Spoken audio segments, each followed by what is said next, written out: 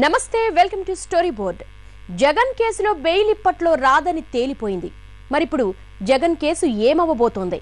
అసలు జగన్ అనుకున్నదేంటి, అక్కడ జరిగిందేంటి? ఇప్పుడున్న పరిస్థితుల్లో జగన్ పొలిటికల్ ఫ్యూచర్ ఎలా ఉంటుంది? జగన్ లేని పార్టీ ఎలా ముందుకెళ్తుంది? విజయమ్మ పార్టీని ఎంతవరకు సమర్థంగా నడిపించగలరు? పార్టీ ముందున్న అసలు సవాళ్ళేంటి? ఈ అంశాలపై ఇవాళ స్టోరీ బోర్డ్.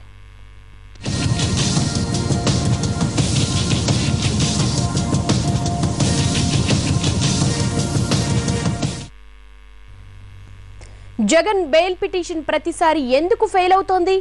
3 సార్లు హైకోర్టులో తగిలిన ఎదురుదెబ్బ సుప్రీంకోర్టులోనూ ఎలా తగిలింది? సిబిఐ వాదనలో పసలేకపోయినా బెయిల్ ఎందుకు దొరకలేదు? జగన్ తరపు న్యాయవాదుల అస్త్రాలు ఫెయిల్ అయ్యాయా, లేక సుప్రీంకోర్టు గడప తొక్కి జగనే తప్పటడిగేశారా? 2012 మే 27 ఆదివారం సిబిఐ ముంగిట హాజరైన జగన్ విచారణ ముగియగానే అరెస్ట్.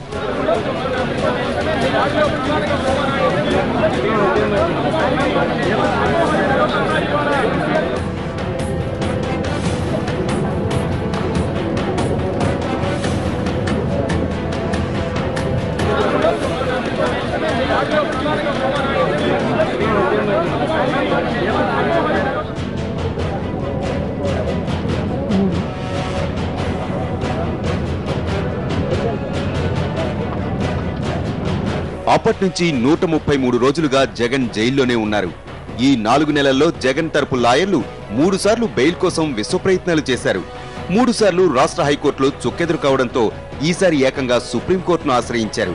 అయినా అక్కడ చుక్కెదురే అయింది. వచ్చే ఏడాది మార్చి 31 తర్వాతే జగన్ పిటిషన్ పరిశీలిస్తామని సర్వోన్నత న్యాయస్థానం తేల్చి చెప్పేసింది.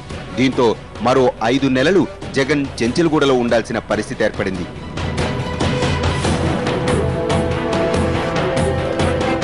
బెయిల్ పిటిషన్ కు ముందే జగన్ కు బెయిల్ వచ్చేస్తుందని ఆ పార్టీ శ్రేణులంతా ఎంతో ఆశపడ్డాయి. జగన్ తరపు న్యాయవాది సుబ్రహ్మణ్యం కూడా కోర్టులో తమ వాదనలు బలంగా వినిపించారు. ఈ కేసులో లోపాల్ని బలంగా వాదించే ప్రయత్నం చేశారు. జగన్ అక్రమంగా ఆస్తులు కూడబెట్టారన్న వాదనను బలంగా ప్రొజెక్ట్ చేయగలిగారు. వేల కోట్లు, లక్షల కోట్లు అని లెక్కల టెక్కులు చూపించిన సిబిఐ చివరికి వాటి విలువ 74 కోట్లుగానే లెక్క తేల్చిందని జగన్ తరపు న్యాయవాదులు సర్వోన్నత న్యాయస్థానం దృష్టికి తీసుకొచ్చినా లాభం లేకపోయింది. కేవలం కాంగ్రెస్ ను వీడినందువల్లే జగన్ మీద కేసులు పెట్టారని, పూర్తిగా రాజకీయ ప్రయోజనాల కోసమే కేసులు వేశారని జగన్ తరపు లాయర్లు వాదించారు. జగన్ మీద ఆరోపించిన నేరారోపణలకు సిబిఐ ఇప్పటి వరకు ఎలాంటి ఆధారాలు చూపలేదని, జగన్ కు బెయిలిస్తే సాక్ష్యాలను తారుమారు చేసే అవకాశం లేదని, మంత్రి శంకర్రావు లేఖ ఆధారంగానే కేసు ఇంతవరకు నడిచిందని జగన్ తరపు న్యాయవాది ఎంత బలంగా కోర్టు దృష్టికి తెచ్చినా ఫలితం మాత్రం దక్కలేదు. ఈ వ్యవహారంలో జగన్ తరపు లాయర్ల వాదనను సిబిఐ సమర్థంగా తిప్పికొట్టింది.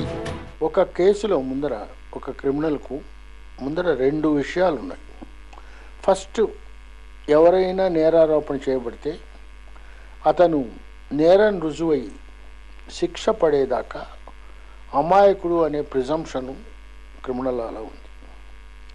2, కాన్స్టిట్యూషనల్ లాలో కూడా ఒక ఇన్వెస్టిగేషన్ ఏజెన్సీ ఏదన్నా కూడా చేసేటప్పుడు పక్షపాత రహితంగా ఇన్వెస్టిగేషన్ జరుగుతున్నదా లేదా అనే విషయం సుప్రీంకోర్టు కూడా నోట్ చేయవలసిన విషయం. 3వది ఏంటంటే, సాధారణంగా bail is rule, jail is an exception. ఎందుకంటే నేరారోపణ చేయబడ్డ వాళ్ళందరూ నేరం రుజువైన ముద్దాయిలు కారు.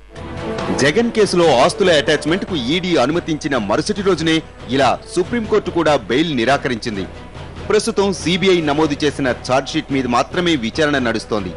ఇప్పటికే జగన్ వ్యవహారంలో విదేశాల నుంచి హవాలా రూపంలో భారీ ఎత్తున పెట్టుబడులు వచ్చాయన్న ఆరోపణల్లో నిజానిజాలు తేల్చేందుకు సిబిఐ ఆయా దేశాలకు ఇప్పటికే లేఖలు రాసింది. కానీ ఇంకా వాటి నుంచి సమాచారం అందలేదు. అయినప్పటికీ నిధుల మళ్లింపు వ్యవహారంలో జరిగిన అవకతవకలపై తమకు పక్కా సమాచారం ఉందంటూ సిబిఐ చెప్పుకొచ్చింది. తాము నమోదు చేసిన 4 ఛార్జిషీట్లలో జగన్ మొత్తం ఆస్తుల విలువ 3000 కోట్లుగా పేర్కొన్న సిబిఐ వాస్తవానికి నష్టాల్లో ఉన్న కంపెనీ షేర్లను అంత ఎక్కువకు ఎలా కొంటారంటూ ప్రశ్నించింది. సిబిఐ కోర్టుకు వెళ్లారు, ఇక్కడ బెయిల్ ఇవ్వలేదు. హైకోర్టుకు వెళ్లారు, హైకోర్టులో అవ్వలేదు. సుప్రీంకోర్టుకు అత్యున్నత న్యాయస్థానాన్ని అప్రోచ్ అయ్యారు. అయిన తర్వాత వాళ్ళ లాయర్స్ వీక్గా ఉన్నారని రాకపోవడం కాదమ్మా, ఆధారాలు బలంగా ఉన్నాయి. ఆర్థిక నేరాలు ప్రూవ్ అవుతున్నట్టుగా ఈడీ కూడా దాన్ని ధృవపరచడం వలన సిబిఐ ఛార్జ్ షీట్లు కూడా వేసింది కదా, ఇప్పుడు 4 ఛార్జ్ షీట్లు ఏమో వేసింది. దాంతో అతను ఆర్థిక నేరాలకు పాల్పడినట్టుగా మనీ లాండరింగ్ యాక్ట్ కూడా రిఫ్లెక్ట్ అవుతుంది అనే ఉద్దేశంతో బెయిల్ రాల. కేవలం జగన్ న్యాయవాదులు చేతగాని వాళ్ళు అవటం వలన, వాళ్ళ ఆర్గ్యుమెంట్ సరిగా లేకపోవటం వలన కాదు, కేసులో చాలా బలంగా ఉంది కాబట్టి, ఇది దేశంలోనే చాలా ప్రమాదకరమైన కేసు కాబట్టి ఇలాంటి కేసుల్లో ఇవ్వటం కష్టం అన్నారు. వాస్తవానికి జగన్ కేసులో గత నెలలోనే వాదనలు జరగాల్సి ఉన్న సిబిఐ తరపు లాయర్ మారడంతో విచారణ కాస్త ఆలస్యమైంది. కేసు అవగాహనకు కొంచెం గడువు కావాలన్న సిబిఐ న్యాయవాది additional solicitor general Mohan Parasaran విజ్ఞప్తిని బెంచ్ అంగీకరించి బెయిల్ పిటిషన్ వాయిదా వేసింది. జగన్ తరపున గోపాల సుబ్రహ్మణ్యం, విశ్వనాథన్ వాదనలు ఎంత బలంగా వినిపించినప్పటికీ సిబిఐ వాదనలతో ఏకీభవించిన జస్టిస్ ఆఫ్తాబ్ ఆలం, జస్టిస్ రంజనా ప్రకాష్ దేశాయిలతో కూడిన సుప్రీంకోర్టు బెంచ్ బెయిల్ పిటిషన్ను కొట్టేసింది. 10 ఏళ్లలో ఇన్ని వేల కోట్లు ఎలా సంపాదిస్తారని ప్రశ్నించింది. సిబిఐ విచారణ పూర్తయ్యే వరకు బెయిల్ పిటిషన్కు ప్రయత్నించవద్దని జగన్ తరపు న్యాయవాదులకు స్పష్టం చేసింది. ఈ కేసులో 2-3 విషయాల్లో సుప్రీంకోర్టు అతి ఎక్కువగా స్పందించిందేమో అని అనిపిస్తుంది. ఎందుకంటే బెయిల్ ఇవ్వడం ఇవ్వకపోవడం అనేది వేరే విషయం. మీరు మార్చి దాకా బెయిల్కు అప్లికేషన్ పెట్టుకోవద్దు అని చెప్పడం. 2, అంతకంటే ఆశ్చర్యకరంగా మేము ఇప్పుడు వేసిన పిటిషన్ ఇప్పటి పరిస్థితుల్లో మేము విత్డ్రా చేసుకుంటామన్నా కూడా ఒప్పుకోకపోవడం. 3, బెయిల్ విషయంలో కింద కోర్టును ప్రభావితం చేసేటటువంటి రిమార్కులు పాస్ చేయడం, ఆ విధంగా స్పందించడం కూడా అతని మెరిట్స్ కేసు మీద ఎఫెక్ట్ అవుతుంది. అరే ఇంత డబ్బు ఇన్నాళ్లలో ఎట సంపాదించాడు అని సుప్రీంకోర్టు ప్రశ్నించడంతో కింద కోర్టులు ఏ విధంగా వ్యవహరిస్తాయి?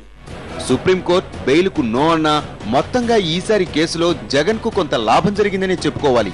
కేసు విచారణ ఎప్పటికి పూర్తి చేస్తారని సుప్రీంకోర్టు సిబిఐను ప్రశ్నించింది. దీంతో లెటర్ ఆఫ్ రెగ్యులేటరీలు రావటం లేట్ అవుతోందని, అవి వచ్చిన తర్వాత పూర్తి చేస్తామని లాయర్లు చెప్పడంతో కేసు విచారణను 2013 మార్చి 31 కల్లా పూర్తి చేయాలని స్పష్టం చేసింది. అంతేకాదు ఇప్పటి వరకు సిబిఐ ప్రతి అంశంలోనూ జగన్ మీద ఒక్కో ఛార్జ్ షీట్ నమోదు చేస్తూ వస్తోంది. ఇప్పటికే 4 ఛార్జ్ షీట్లు నమోదు చేసింది. కానీ అన్ని ఛార్జ్ షీట్లను కలిపి ఒకే ఛార్జ్ షీట్ దాఖలు చేయాలని సిబిఐని కోర్టు ఆదేశించింది. ఇచ్చిన గడువులోగా విచారణ పూర్తి చేయాలని స్పష్టం చేసుకొచ్చింది. జగన్ లేని పార్టీ ఎలా ముందుకెళ్తుంది? షో బ్రేక్ తర్వాత చూద్దాం.